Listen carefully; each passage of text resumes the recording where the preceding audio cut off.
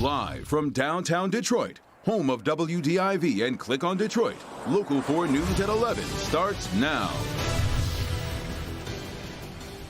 We are live in Madison Heights right now. You can see the service drive here is shut down. That's because work continues at this hour on cleaning up that hazardous waste spill at Electroplating Services. Police want local fast food employees to be on the lookout for a customer pulling one of the oldest tricks in the book. And a vacation home nearly falls into Lake Michigan despite efforts to save it. But we begin with some breaking news from Detroit's west side. At least one person dead following a fatal car crash on West Outer Drive near the Southfield Freeway. 2 other people involved in the crash have been taken to a nearby hospital. Police now looking for a black Dodge Durango they believe may have been racing one of the cars involved in that crash. And there's a new development tonight in the saga involving that green ooze coming from a condemned building. This is along I-696 in Madison Heights. The immediate threat has been contained, but questions remain now about what the long-term fix will be for the contaminated groundwater. Our Mara McDonald live there at Electroplating Services, where this is now affecting traffic, Mara? Jace, it's affecting traffic again. Take a look behind me. This is the service drive along 696. They've got it completely shut down. That's because the EPA still on site here pumping hazardous waste out of Electroplating Services. And there's more to come. Crews were out here last night closing up the building, and if you think the exterior of the now shuttered Electroplating Services looks like a mess, just take a look at the inside. The owner, Gary Sayers, is heading to prison this month for polluting this property, which the EPA gave $1.5 million to clean up back in 2017. But that cleanup was not all-encompassing. Rather, it was to stop immediate danger.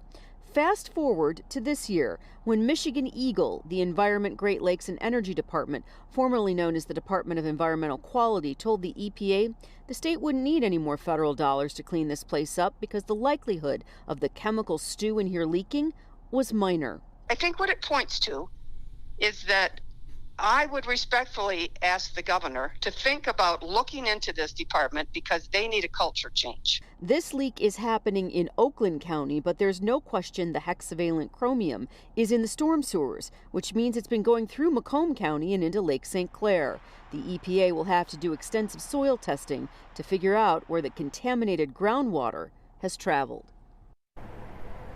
And back here live, expect to see that extensive soil boring testing starting shortly. We're live in Madison Heights tonight. Jay, Steve, back to you. Yeah, certainly no time to waste when it comes to all of that. Mara, thanks. So it sounds like a little bit of snow might be on the way for the weekend, but really still it's unusually warm. Warm enough maybe to even, like I say, let it melt and then shovel the next go around. But here's Ben with all the specifics. He refuses to shovel. I will not shovel yet. He will not. And Mother Nature may be on his side this time, but can't guarantee that for the rest of winter. As we go into the weekend, we're watching this patch of moisture that's going to start moving in. That's going to give us rain on Friday, but you can see this little disturbance up here in Canada. That's going to come down. Those two will be merging to produce the snow we're expecting this weekend. But until then, we're picking up where we left off in December. Only 6 days of the last month were below average, including every single day of winter so far above. We're going to continue that stretch tomorrow. In fact, we'll beat today's high before 9 a.m., just like the U.S. Army there. We will be seeing more sunshine towards the tail end of the day and looking for temperatures in the mid-40s for 2 days in a row. We'll talk snow amounts and find out what the rest of next week looks like in just a few minutes. If you want a sneak peek, go check out the Local Forecasters app. You can track the rain and snow and see the 10-day forecast absolutely free in your app store by searching WDIV. Steve? All right, thanks, Ben. It's a difficult New Year's Day for a local family who spent the past year wondering why their loved one was shot and killed. In November of 2018, Artanique Mapp and her boyfriend, Kendall O'Neill, were shot and killed sitting inside a car on Andover Street. Mapp's family spoke with Coco McAvoy tonight. Coco, I know they're hoping this new year will bring some answers. Yes, they really are. The family of Artanique says she was a beautiful person who loved family, and they really just want someone to come forward so they can heal. On this New Year's Day, the family of Artanique Mapp is heartbroken without answers. I think me and my family, I really think we are just existing. I don't think none of us are living. Renee Mapp and her sister Artanique were born just 1 year and 25 days apart, and they were close. The most biggest, brightest, beautiful smile. But Artanique was taken from the family in November of 2018. It's not been the same at all. Her spirit, like her smile, everything that she embodied, like her protection, like I don't feel that anymore. Artanique was sitting in the car with her boyfriend Kendall O'Neill when someone drove up in a red Monte Carlo and started shooting. Both Artanique and Kendall did not survive. So they ain't deserve this at all. And since the shooting, the family has been left to wonder why. I'm tired of everything just keep going around in circles. I'm tired of, not getting the answers that you need from police. I'm tired of it just being something that's just going cold. They don't want another year to pass without knowing what happened and urge anyone who knows who killed Artanique and Kendall to listen to their words. This could be one of y'all, and y'all will want justice too. And to the person who did this. Even if the police don't get you, you can't run. And if you know anything about what happened, you're asked to call the Detroit Police Department or Crime Stoppers at 1-800-SPEAK-UP. You'll be 100% anonymous. There's also a $2,500 reward, and you'll really be helping this family. Reporting live this evening, I'm Coco McAvoy, Local 4. All right, thank you, Coco. A group of Detroit firefighters are feeling a different kind of heat tonight for a photo posing in front of a burning vacant house. The photo, which has yet to be verified, is believed to have been taken last night on New Year's Eve. Sources tell Local 4 the photo was supposed to be a sentimental moment for retiring Battalion Chief Gary Fisher, but instant reactions to the photo have been harsh. I just think if they're on duty like that, they shouldn't be posing in front of a house that's on fire. They need to be worried about who's in the house and putting the fire out. Somebody could be hurting there, a kid, anybody. I think they should get fired. And again, it was a vacant home. In a statement, Fire Commissioner Eric Jones says he plans to investigate the incident, and if the photo is deemed to be accurate, discipline will be in order. The Michigan Wolverines, hoping to end their season on a bright note, instead found more disappointment at the Citrus Bowl this afternoon against Alabama. Now, Alabama jumped out to a quick 7-0 lead, but Michigan came back.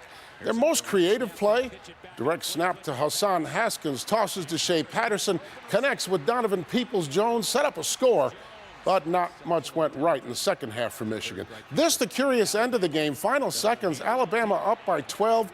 Most circumstances, the quarterback would take a knee, run out the clock.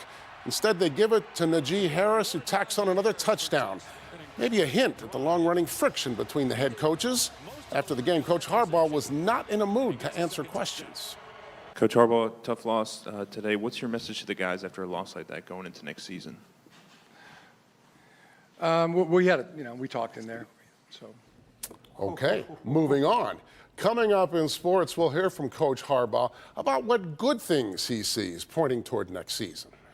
That's none of your business, sir. Police in Dundee are on the lookout for what they are calling a quick change scam artist. Police say the man in the video managed to con the Tim Hortons cashier out of $146 during a sales transaction last Sunday. Investigators believe the man might be responsible for other change scams in the metro area. Anybody with information is asked to call police. Former NBA Commissioner David Stern has died. Stern spent the last 2.5 weeks in a New York City hospital after he suffered a brain hemorrhage in December. He held the title of NBA Commissioner for 30 years, from 1984 through 2014, leading to his induction into the Basketball Hall of Fame. Stern's tenure included building the NBA into a multi-billion-dollar global corporation. David Stern was 77 years old. Coming soon to the Marvel Cinematic Universe, a hero unique from any you've seen in their movies or TV shows. Plus, a cottage owner's worst nightmare comes true as their vacation home collapses and nearly falls right into Lake Michigan. And a new class being offered this fall at one local high school, and that's all because of students at a different high school.